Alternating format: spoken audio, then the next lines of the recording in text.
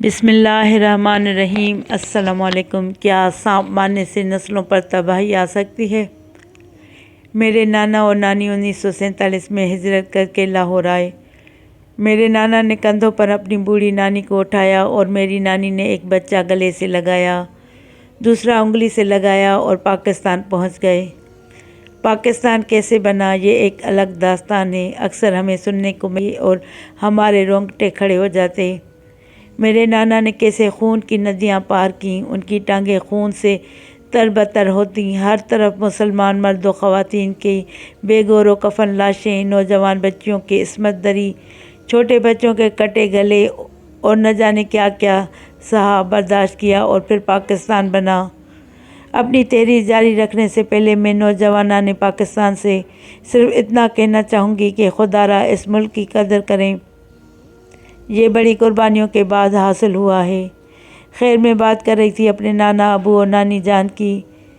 جب میرے نانا اور نانی لاہور پہنچے تو میرے نانا کی بوڑھی نانی نے حکم دیا کہ گاؤں چلو۔ میرے نانا نے سر تسلیم خم کیا اور گاؤں کی طرف چل پڑے اور سیالکوٹ سے پہلے ڈسکا کے نواحی گاؤں گلا چک جا کر ڈیرا ڈال دیا، اور اللہ تعالیٰ نے میرے نانا کو 6 بیٹے اور 1 بیٹی عطا فرمائی۔ بیٹے جوان ہوئے تو بے حد دیہاتوں سے دوستیاں لگائیں اور رعب و دبدبہ علیحدہ۔ ایک رات ایک بیٹے نے ایک قسم کا شور سنا۔ وہ شور گھر کے درمیان سے آ رہا تھا۔ معلوم ہوا کہ گھر کی چھت پر سانپ کا جوڑا بیٹھا ہوا ہے جو بے حد لمبا تھا۔ ماموں اور ان کے دوست اٹھے، انہوں نے کسی سے پوچھے بغیر چھت پر جا کر سانپ کو گولی ماری اور دوسرا سانپ بھاگ گیا۔ اس کے بعد اس گھر میں تباہی ہو گئی۔ جس نے پستول سے سانپ کے پیٹ میں گولی ماری، اگلے ہفتے اس دوست کے پیٹ کے اوپر سے ٹرالا گزر گیا اور وہ موقع پر ہی مر گیا، اور نانا کے گھر میں وقفے سے 4 اموات ہوئیں اور 3 جوان اور 1 چھوٹا بچہ فوت ہو گیا۔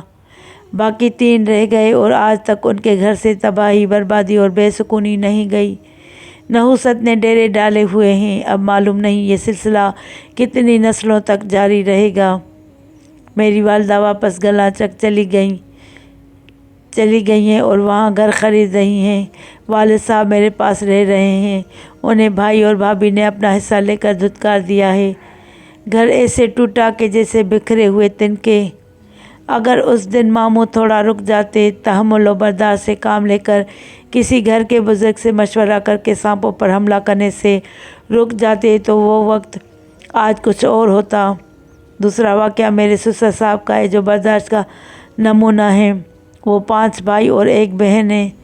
چھوٹے بھائی نے آبائی گھر پر قبضہ کر لیا، مسئلہ عدالت میں گیا، کئی تاریخیں بھگتائی گئیں۔ میرے دادا سسر اور تایا سسر ولی انسان تھے، ساندہ لاہور کے رہائشی تھے۔ چھوٹے بھائی نے باپ پر جھوٹی وصیت کی تہمت لگائی، جو کہ بعد میں بذریعہ خواب کئی بھائیوں کو معلوم ہوا کہ غلط بات پھیلائی گئی کہ ساری جائیداد اپنے چھوٹے بیٹے کو خدمت کے صلے میں انعام دے دیا ہے۔ تایا سسر نے کئی تاریخوں کے بعد سب بھائیوں کو منع کر دیا کہ یہ معاملہ اللہ تعالیٰ کے حوالے کر دو۔